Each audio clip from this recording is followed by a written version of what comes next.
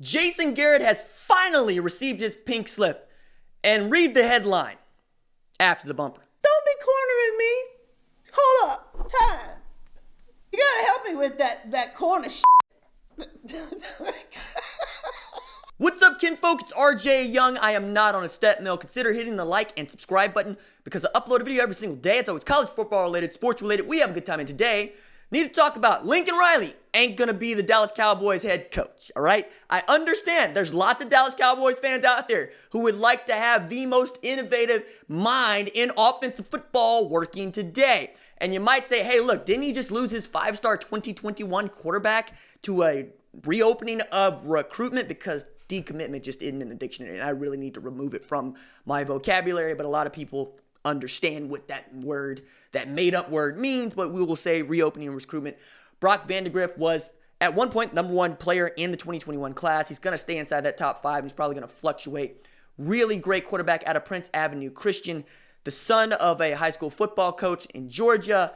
He's probably going to play in SEC country, if not Clemson, or even perhaps, I don't know, maybe Florida State gets him. Well, I don't know. We'll see. But he ain't going to be playing at Oklahoma. And that's kind of the point, right? So people are like, whoa, a lot of things have happened to force Lincoln Riley's hand here, because after winning the Big 12 championship game for the 5th time in a row, third time in a row as a head coach and making 3 consecutive college football playoffs, he lost the top recruit in the 2020 class for Oklahoma, running back Jason McClellan, in a flip commitment to Alabama on the eve and day of early signing period. And then, of course, there's Vandagriff, and in between there, little 63-28 loss to LSU in the Peach Bowl. No big deal. And a lot of things have just been going poorly for Oklahoma in the last couple of weeks, and then they pick up a commitment from 2020 quarterback Chandler Morris, who you'll know is the son of Auburn offensive coordinator Chad Morris, and my man threw the horns down on national television announcing his commitment to Oklahoma at the Under Armour All-America game to get him off and started. The University of Oklahoma sent out a press release just moments after saying, hey, guess what? Chandler Morris signed his national letter of intent, so he is for real sooner. But you're looking at Lincoln Riley going, hey, maybe he's big game Bob, right? Because since winning the national championship in 2000, Oklahoma is 0-7 in playoffs and national title games. I think there's something to that, and I talked with that at length with my buddy Ari Timken and Dave Archer on their show on Sirius XM Radio, Big 12 this morning, where I'm going, winning the Big 12 conference just doesn't mean what it used to mean. What it means now is that you're going to show up and be Oklahoma and get your butt handed to you in the college football playoff. Used to be that if you won that conference, you were playing for a national championship, right? Used to be that OU Texas was not just one of the most heated and biggest rivalries in the sport. It was also the winner was going to play in the college football national championship game. It was foregone conclusion that they were going to win the division and that they were probably going to win the Big 12 championship game. But doesn't mean much, right? Because Texas Christian or Baylor, they can win it and not make the national championship game.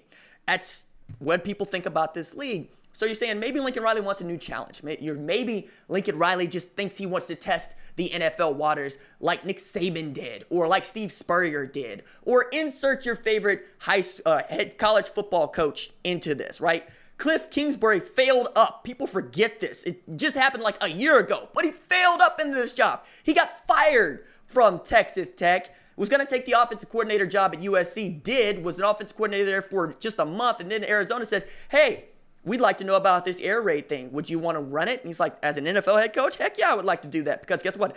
I was out of a job, and I don't want to be anybody's play caller. I want my own shop. Lincoln Riley also makes $6.4 million as the head coach at Oklahoma, and he's 36-6 as a head coach at Oklahoma, which is one of the best starts by a first-year head coach at a Power 5 team ever. And he could go down in history as one of the better head coaches ever if you win some national championships. And I do believe this. Lincoln Riley's too stubborn to leave Oklahoma right now. He won't leave it this way. He's been this close to winning a college football playoff semifinal game, which is a game away from the national championship, and winning it. He wants it, and he's rebuilding to do that. And you get the 5-star in Spencer Rattler, a kid that you hustled to sign, a kid that is a preternatural talent. And if previous classes are any indication of what Spencer Rattler's going to be, let me put it this way. Tua Tagovailoa, Jake Fromm, they're in the 2017 class. They both play for national championships. Justin Fields made the college football playoff in his first year as a starter. Trevor Lawrence has gone 25-0 as a starter and doesn't know what it means not to play in the national championship game.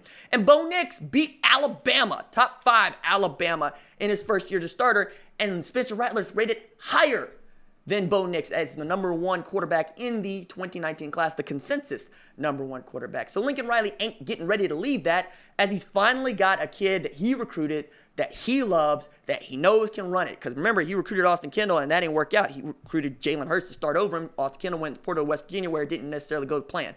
So now you get to say to people, no, I'm going to groom this kid. I'm going to raise him up. I'm going to show everybody I can pick him out of high school. I can raise him on the redshirt year, and I can put out a phenomenal offense, and we can get back to playing in the college football playoff. Now, what that means to you, we can go on about that at length, but it ain't going to be Dallas, where Jason Garrett, second longest tenured Dallas Cowboys coach ever, 4 seasons that finished 8-8, missed the playoffs again in a year where all Jerry Jones did was hand him a Pro Bowl caliber roster with Dak Prescott, Zeke Elliott, Amari Cooper, Jalen Smith, Leighton Vander Esch. Now, you could say some stuff about the defensive line, aside from DeMarcus Lawrence, and even DeMarcus Lawrence, you want to say something about it, but you could also say something about the secondary.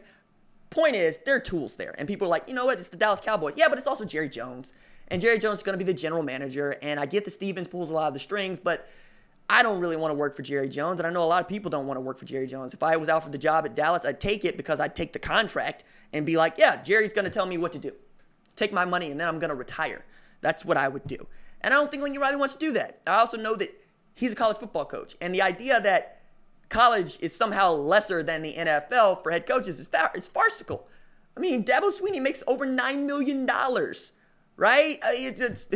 Jim Harbaugh hadn't won a bowl game in 3 years, hadn't ever beat Ohio State, makes $7 million, all right? It's just not the same. We care a little bit differently, and we're willing to pay for success. I will say it until I'm blue in the face. Lincoln Riley will not be the Dallas Cowboys head coach. All right, that's it for me. Deuces.